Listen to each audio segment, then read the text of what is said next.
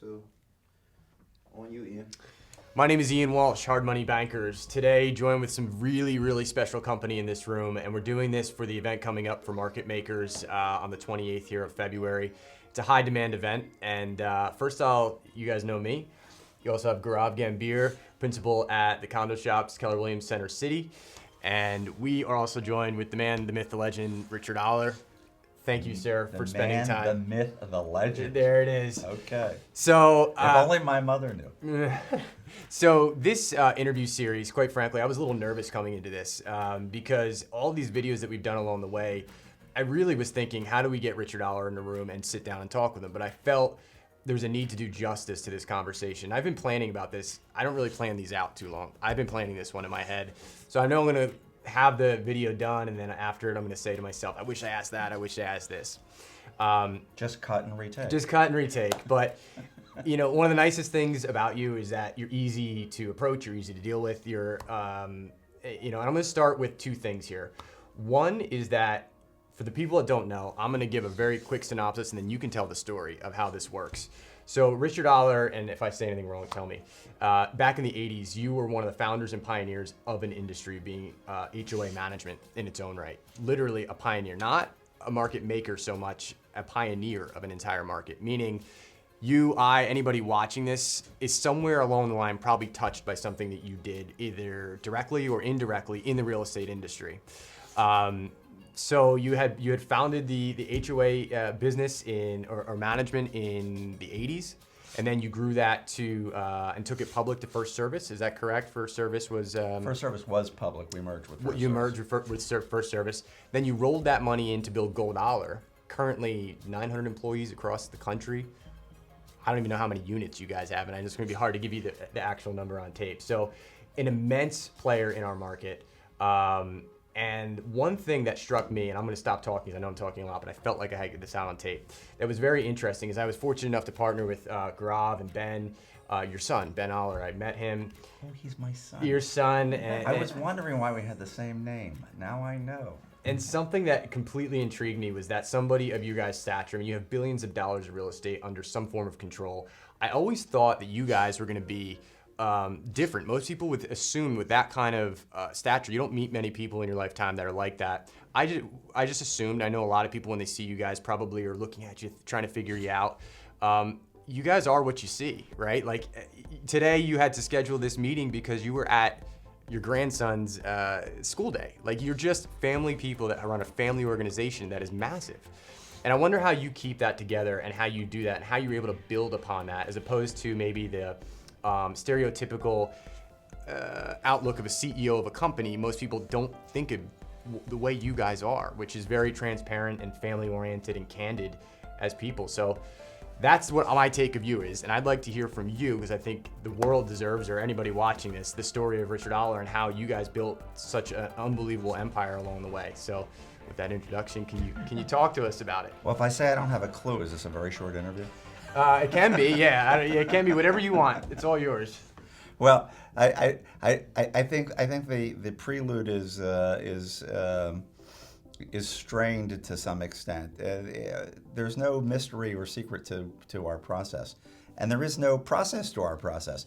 It really is a function of finding opportunities, moving one step at a time, holding on to your core principles and values, whatever they may be, and getting up in the morning and going to sleep like everybody else in the world.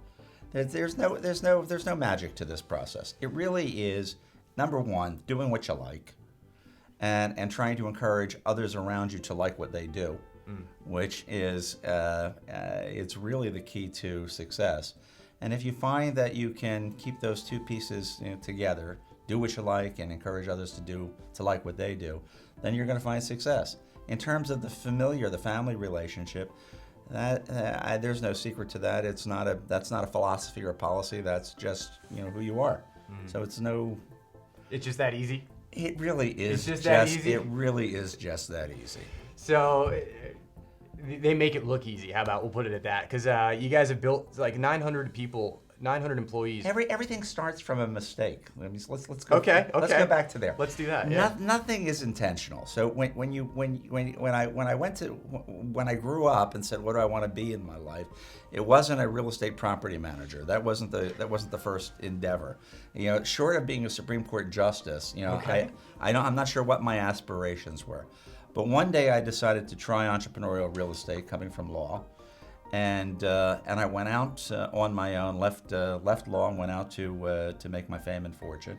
And I bumped into something called the Tax Reform Act of 1986, which was the last time we had a substantial tax reform other than the one we're going through now.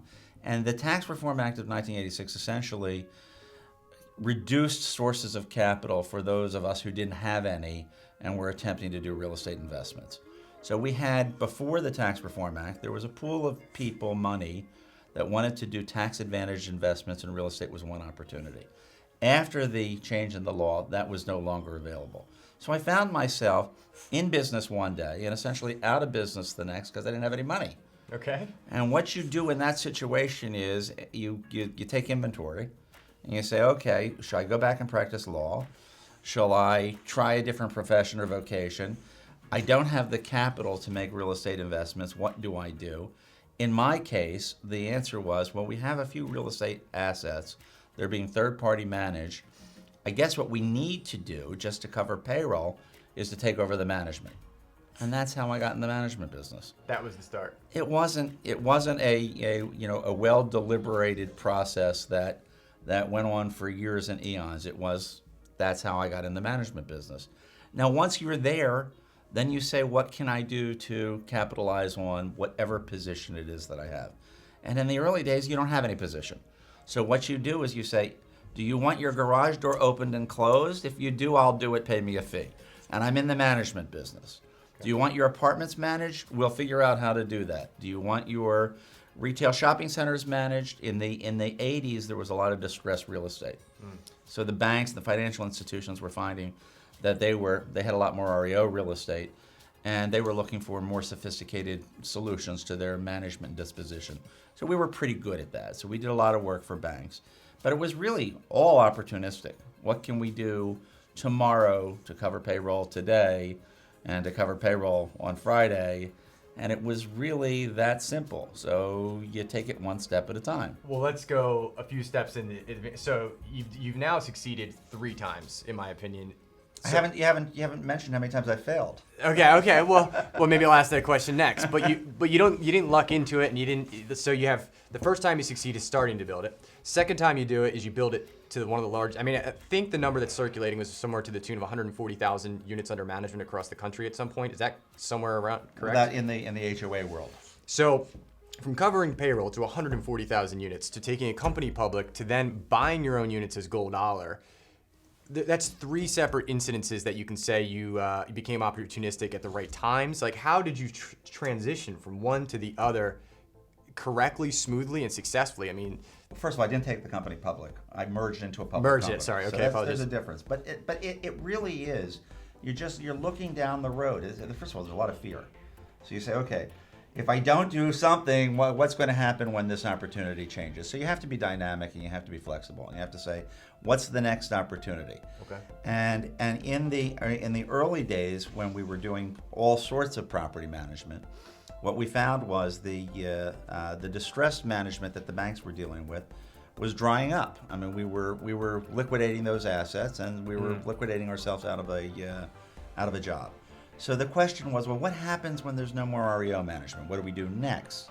Again, without a capital base, we weren't in a position to make serious real estate investments. So it's another moment of inventory. You have to say, what do we do? And we had found at that time that through it all, the one area that seemed to be consistent was we had a small portfolio, would be an overstatement, but we had a small inventory of condominiums and homeowners associations that we were managing, and they were still there. They didn't self-liquidate. Okay. The portfolio existed. So we said, well, this may not be our ideal. This may not be what we had in mind when we were children, but it seems to be something that has stability. Maybe we can grow this. And what we discovered when we were doing that was that it was a keenly fragmented industry.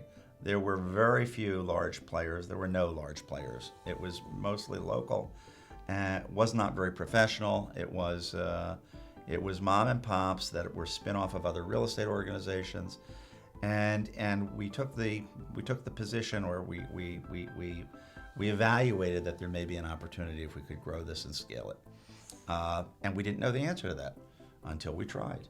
So we tried, and you put one foot out, and you hire people that are right to market, and you do an acquisition, and that integrate that acquisition, and that works, and then you do more. You hire some more people, you do another acquisition, you build systems, you build procedures, you develop a track record, you start building on your track record, you continue that process, and then one day you wake up and you say, hey, we've got a business here, and it seems to be making a little bit of money. Maybe you can make a little bit more. What's the next thing that we can do to help it make more? Well, the one area that we needed, having built a system and a portfolio of assets, was we didn't have in-depth capital, so we looked for a capital partner. Okay. So we were out looking who would be a good capital partner, and we tried all different options. We stumbled upon a public company in Toronto called First Service that was just beginning to, they weren't in the management world, but they were hovering around it. They were doing ancillary services, swimming pool management, landscape management. They were doing all sorts of ancillary services. And we approached them and we said, do you want to be in the management business? So it was that introduction that brought us access to a new capital base. And with that new capital base, we had the ability to go on a serious acquisition program.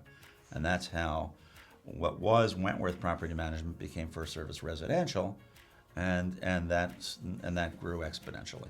And now we're in Gold Oller. So now what? So talked about multifamily management, because that was where you got to that point, and then you did it again. You doubled down on your money, so to say, or you put your money back in play in a totally different venture, quite successfully currently. So how did you make that decision to get into that? Again, it wasn't a decision. Okay. It was circumstance. So there came a time in my First Service days when I did something that was both the best thing I ever did and the worst thing I ever did at the same time. I made a decision that I would go to First Service Corporate and become a senior executive within the large public organization. Okay. And in doing that, I gave up my roots at Wentworth in Philadelphia. And I wasn't good at that. And I wasn't a good public employee with a large company, no matter what my title or position was. Okay. So that lasted about a year. And after the first year, I decided that I needed to not do this anymore. So I ended up selling all my interest in Wentworth and the First Service Residential to First Service Corporation. And I was on the sidelines. Well, I was too young to be retired, too old to start over again. So I called a friend of mine whose company I had purchased, who was still in the real estate business, Jeff Goldstein. I said, Jeff, I have a little bit of money. You've got a company. I need a home. Let me give you a check. I need a partner. Okay. He said, send me a check. I'll make you a partner.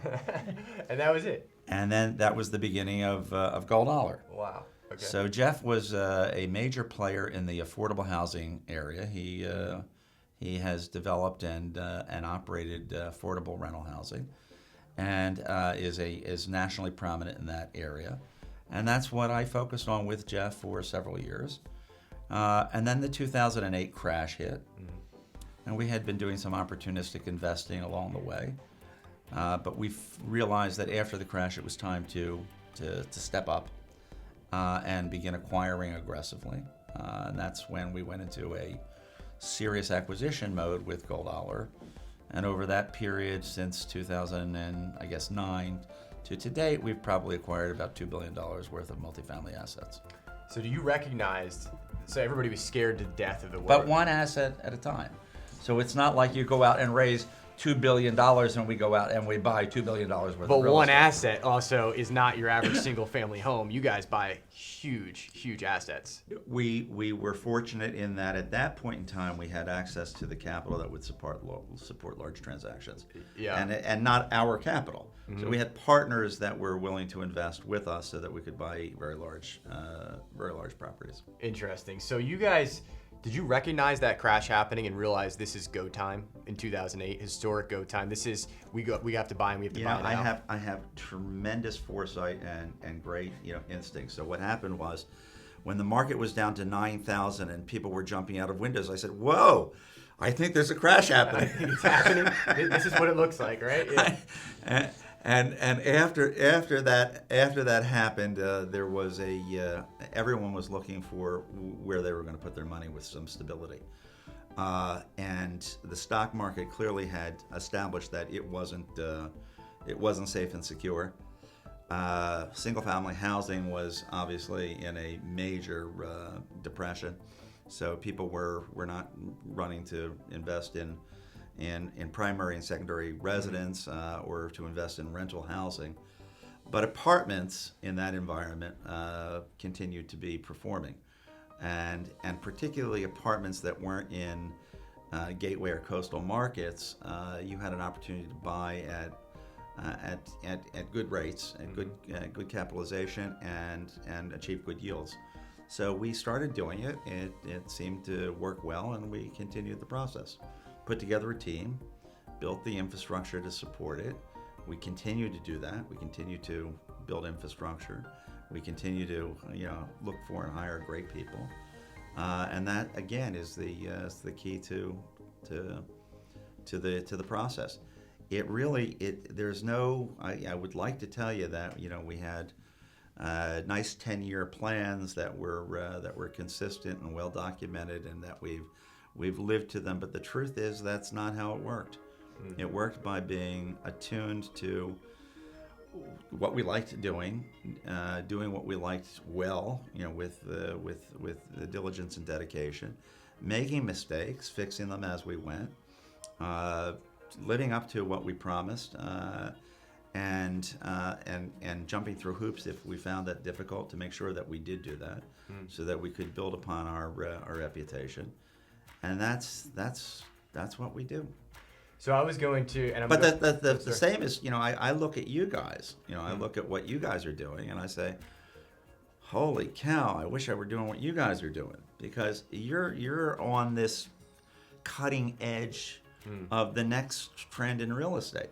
I mean, it's funny because as I'm out buying apartments, some of our large investor partners are saying, "Don't you want to do single-family housing?" And I said, "No, I don't do single-family housing." Why? Why don't I? No, why are they asking that? Because it's become a serious niche in the real estate market. Single housing, after the crash, because the housing prices depressed so low, the large institutions realized that there could be an investment opportunity, and some of the big boys got behind it. Well, that inspired, a wider pursuit of single-family housing rental management. Huh. And you guys are on the cutting edge of what is a very substantial, industry. So I look at you as, where I was, and at a much younger age, and say how impressed I am with what you guys are achieving. It's a little bit better.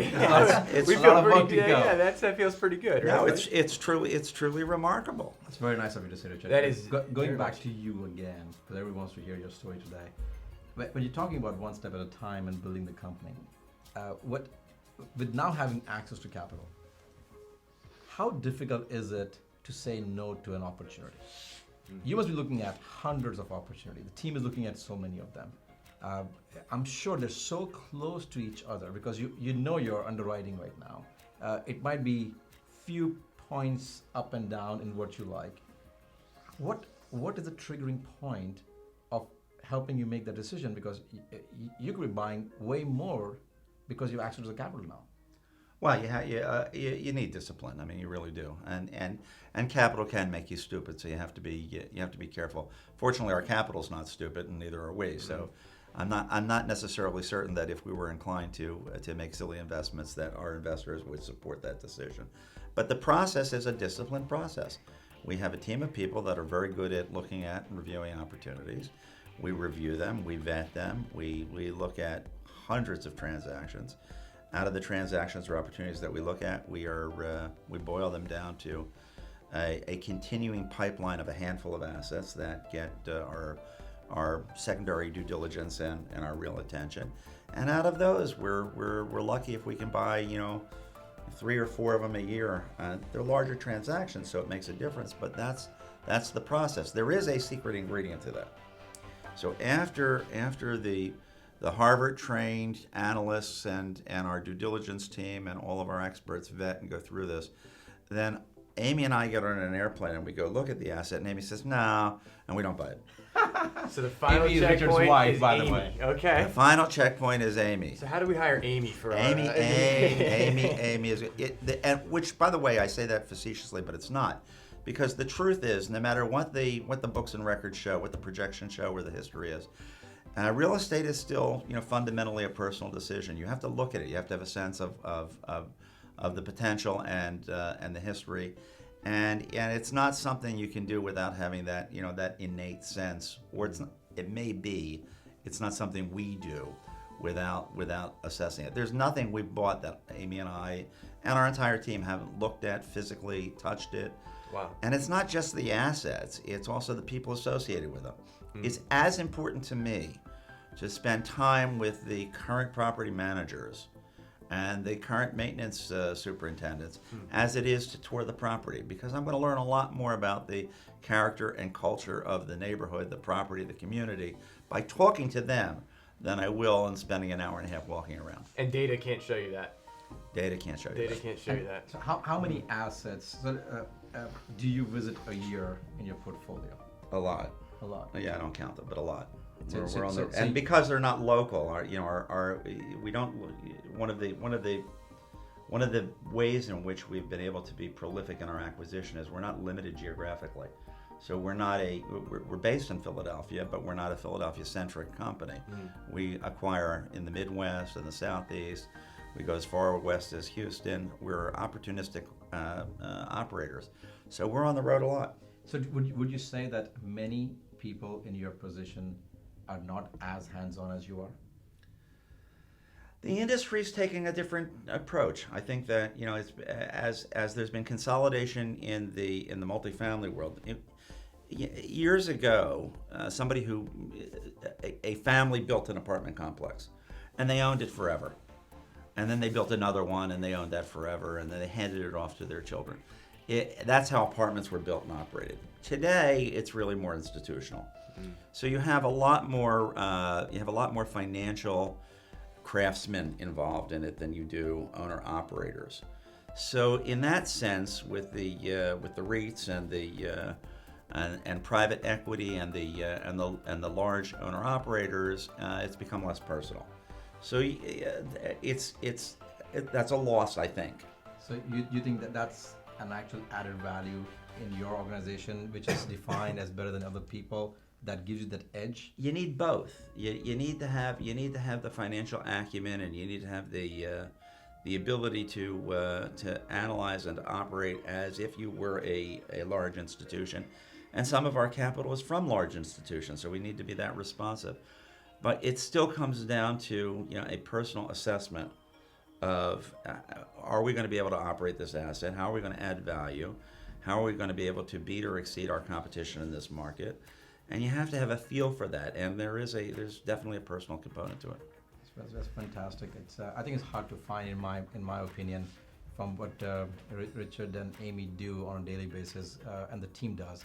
They go and look at the properties themselves. I think that's a value that not many people in this industry have, and they feel that they can pass it on to somebody else by doing it, and it's a great thing that you do. Well, and also in terms of the team that we build, the team, it's really the art of, if there is an art in doing what we do, and I'm not sure that it's keenly codified art.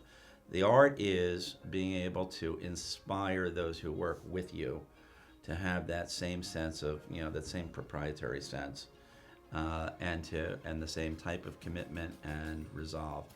And that's how you build the culture of an organization. And that's really been our success. It's not the number of units that we've acquired or the buildings that we've done or the financial success that we've achieved or haven't achieved. It's really our ability to build an organization based on those concepts of an organization that's vested with the right culture. And then your team sees that too. They are. They don't see it. They are it. People and don't. It's interesting. Most of the people who work with Gold Oller don't say I've worked for Gold Oller. They say they are Gold Oller, and they are. Team culture makes a big difference. Team culture makes it's got to it make huge. you feel good hearing that. It's huge. A new employee joins our company, and a typical blast goes out. Welcome new employee. Well, that new employee will be greeted with several dozen emails from employees from around the country who are just reaching out and saying, hey, we're here. Welcome to the family. We're here if you need any information. We're here to help and support. What a great choice you've made, but know you're part of the Gold Oller family. And to see that really is rewarding. To know while I certainly value, I take interest in everything that we do, as does Amy. I'm well confident that if I don't show up for work tomorrow, next week, next month, and next year, that we've been able to leverage this opportunity with a team of people, many of which are, if not all of them, are much brighter than I am. And are vested with the same type of orientation, the same type of culture that we value, and they'll do a great job. That's the depth of the organization. That's the end trick: is get the culture right, and everything else falls into place if the right people are around you. I always notice, and I think to this day, we're the second generation behind Richard in terms of coming up, and Ben and yourself, me, and I don't believe that people come together and do business, especially in a partnership, out of chance. I think there's a reason they come together, certain assets that fit, there's certain values that fit, and what you're telling me is that's right. That's true. Definitely. And it's not money. If your only motivation is this is where I can make the best living, this is where I'm going to make my best yield, it's the wrong choice. Because it's the intangibles, it's that sense of belonging, that camaraderie, that sense of of shared vision that makes you want to get up and work every day. It makes it good, makes it fun. I come into your offices and I'm energized. I'm energized just being here, and that's not a function of how much you're paying people. Mm-hmm. It's a function of they're feeling that energy. They are that energy. Mm-hmm. You can't manufacture it. Mm-hmm. So it's not most of it. It's pretty much all of it. It's what it's all attributed That's what it's all about. If I may ask you? Go ahead, man. So when talking about people, and there's certain people who are going to be making decisions, acquisitions. Yeah. And at that level, with funds, with capital from the REITs or investment funds and large corporations, you have a seller who owns few thousand properties at times, and you have a buyer who owns few thousand properties. Now there's two megastars sitting in a room with attorneys all over the place, and they're negotiating. And there's a big ego on that table from every angle. How do you deal with that kind of negotiating? You're on the buying side, so you're coming in, but the seller thinks he's sitting on a gold mine. We see that at a smaller scale, a small landlord or a seller and a buyer, but you're dealing at a much different level. It's really not how it works, at least in this environment, this post-crash environment. In that area, it's become much more homogenized. So really what it's about is, a seller is not interested in my culture. I'm interested in the culture of his people, her people, but they're not interested in my culture. They're interested in two things. Do we have the ability to close as we say we do? So do we have the performance ability? And how easy of a process will it be for them to get to a closing table? That's all the seller cares about. So our task is to make sure that a seller is aware that A, we have the capability, and B, we have the credibility. And that's been established over the last dozen years by our doing with sellers what we say we're going to do. So if we are committed to buy a property at a given dollar figure, unless there's really a breach in due diligence, we're not retrading. We're buying it for the price that we agreed to on the time frame that we committed to buy. That's what the seller cares about. That they understand that and believe that we'll do that puts us at an advantage to other prospective buyers, even if we're not the highest dollar. So that comes back to a statement you made earlier, which I think is a really good closing structure to this interview, which is I have found watching you guys, watching everybody, honestly Gaurav as well, very much so, more valuable than money is your reputation. And then whether it's reputation of credibility, whether it's reputation of your friends and family, I've heard about it, you've read about it in like Warren Buffett's autobiography. He spent a lifetime building a reputation. It takes you 1 second to break it down. But you don't really understand that until you experience people that build their everything around them based on their reputation. And whether it was, that when the buyers or the sellers come to you, you have the reputation of closing. You're going to close. So that's a reputation you built over a track record. You also know that when you say you're going to do something, it happens, and people start to learn from you that way. We had a discussion before you came in here of a guy that your reputation somehow jumped overseas and indirectly came to us just because of your reputation. So it seems to me like that is your most paramount thing to protect, is the reputation of whether it's yourself or your company or the people around you. It seems like an immensely important thing. It is, and again, it's not so much a matter of philosophy as it is a matter of course. So it really is not, well, what can we do to enhance, what do I do to enhance my reputation? That's not a question I ask myself when I wake up in the morning. Mm-hmm. What I say to myself in the morning is, what's the right thing to do here? I mean, what is it that we've told somebody we're going to do? And to the extent that we can do it, that's what we're going to do. Mm-hmm. And if we can't do it, then we shouldn't say we're going to do it. Or if there's a problem and we have really a legitimate issue, then we have to be candid and transparent and discuss that, immediately. So it's just a function of an orientation. And I've found that in course of conduct, that type of transparency seems to work best for me. I love it. I could literally sit here and ask. I mean, I'd get a bottle of wine. We could sit here all night, but Richard is... Except I'm not allowed to drink until I lose another 30 pounds. All right. So what's a bottle of wine going to do for me? It's going to have to be seltzer. Seltzer for the rest of us. A lifetime of questions could be asked. It would be nice at the panel. I'm really excited for it because it was designed for 4 guys that... And this is how I explain the Market Maker panel, is this. The individual investor, which is most people in the area, they do a few transactions a year, and their scope of perspective is those few transactions, right? That's all they really know about the market, what they see on TV. You put a room full of guys such as yourself together in specific niches that are absolute either pioneers or kings of their industry, and what happens is their perspective is immense. Like, you can see the world from a different view. Therefore, when you're in front of a room and somebody says, hey, I'm not going to ask the questions now because these are good questions for the panel, but hey, what would you need to see as a red flag for this industry to turn? What are some hopeful things you see coming down the line? These are questions that when somebody like you answers them, it's from a whole different perspective. Yeah, you know what, you're going to find the same. I think you're going to find a lot of the same answers that I'm giving you. I give you an example. I know Alan Dom is on the panel. Mm-hmm. Alan Dom is the hardest working man I've ever met. I don't know how much money Alan has. It's irrelevant.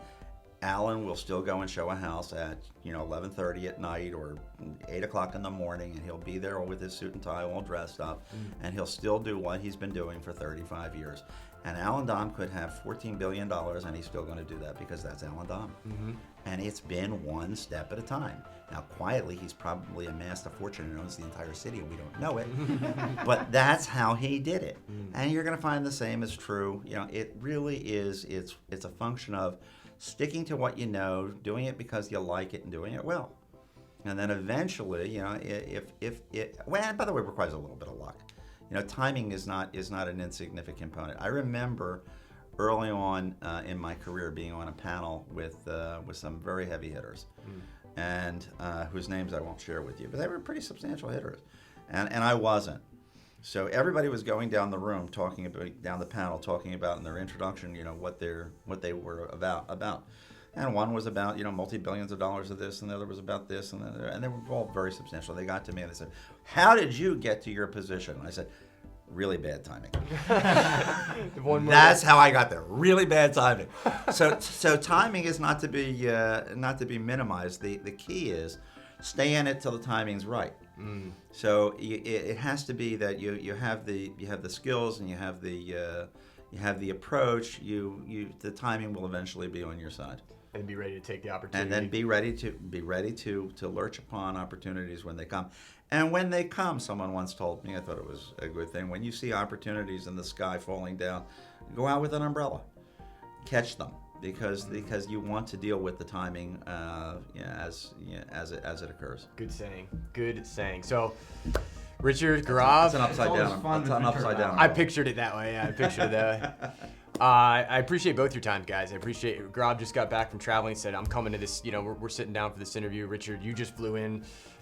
So I really appreciate both your time. I really do. I was extremely nervous for this interview. So thank you very much. I have no idea why you'd be nervous. It's crazy. I was. I feel better Great to now. be around Rich. I feel better now. Doesn't know him. Yeah, I feel better now. Thank Thank you, you, sir. Richard. Appreciate Bye, it. guys. All right. Okay.